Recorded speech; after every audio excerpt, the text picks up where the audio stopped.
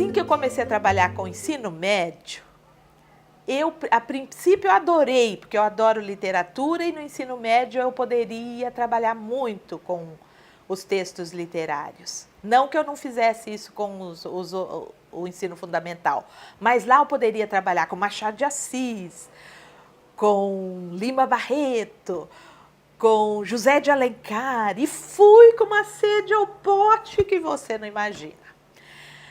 E aí, numa sala de segundo ano, eu indiquei o Ateneu de Raul Pompeia. Eu queria entrar com os clássicos, né? E os meninos começaram a ler e começaram a brigar muito comigo. Eu chegava e perguntava, em que capítulos vocês já estão? Aí um dos meninos criou coragem e falou assim, professora, você traz cada coisa para a gente ler, a gente nem entende o que está escrito aqui.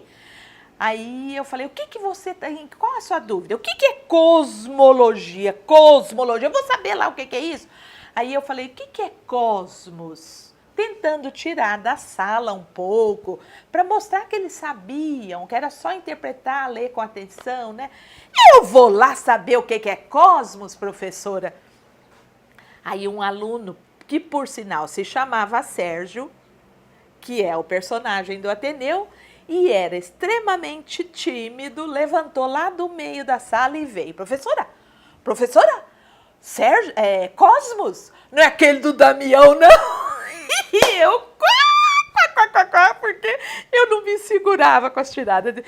E ele ficou muito desapontado e voltou para trás, assim, vermelho, também não falo mais nada nessa sala, professora.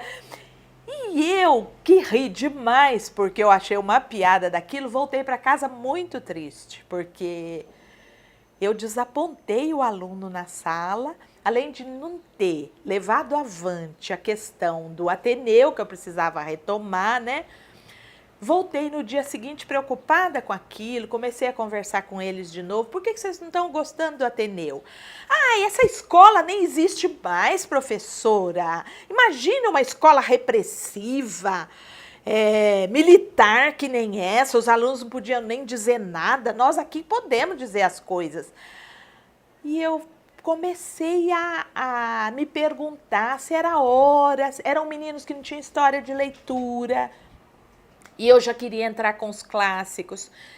Fui descobrindo que eu matava Machado de Assis no ninho, antes de apresentar. Matava Raul Pompeia, mal começava, né?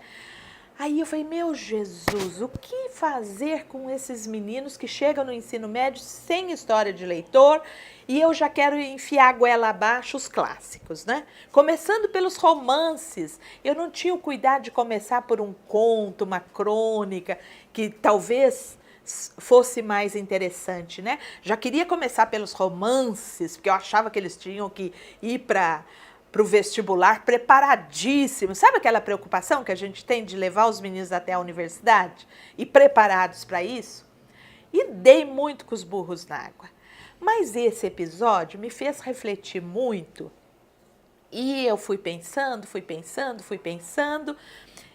E olha, aconteceu nessa mesma semana um episódio num colégio militar do Rio de Janeiro. Um menino se suicidou no Rio de Janeiro por causa das regras rígidas do colégio. E eu li essa matéria, até não sei porquê, porque eu não gosto de matérias muito chocantes, recortei do jornal e levei para a sala de aula mostrando. Vocês viram essa notícia que está sendo veiculada aí pela mídia, pelos jornais? Vocês chegaram a ler? Não, professor. Pois é, vocês disseram que o Ateneu não existe mais. Eu gostaria de mostrar para vocês que aconteceu ontem um caso muito parecido com a história do Ateneu. Aí eles começaram a se interessar pela leitura daquele livro. E eu consegui fazer um debate no final da leitura, e eles começaram a se interessar por outros autores,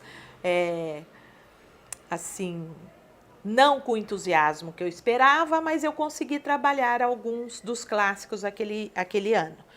E para o próximo ano, eu mudei a estratégia de leitura com as turmas do ensino médio.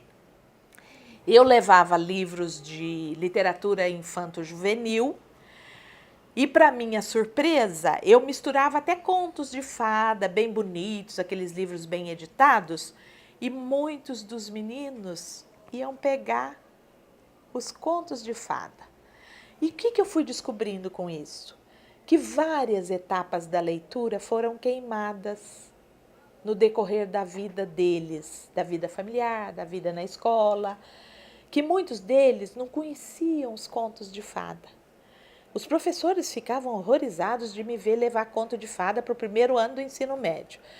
Mas a partir do manuseio e da leitura daqueles livros tão infantis, eu chegava a levar o clássico com mais tranquilidade e descobri assim uma vereda, né? Uma vereda para trabalhar os clássicos. Aí eu fui observando pelas discussões deles no intervalo, em horários de maior descontração na sala, os assuntos que eles gostavam.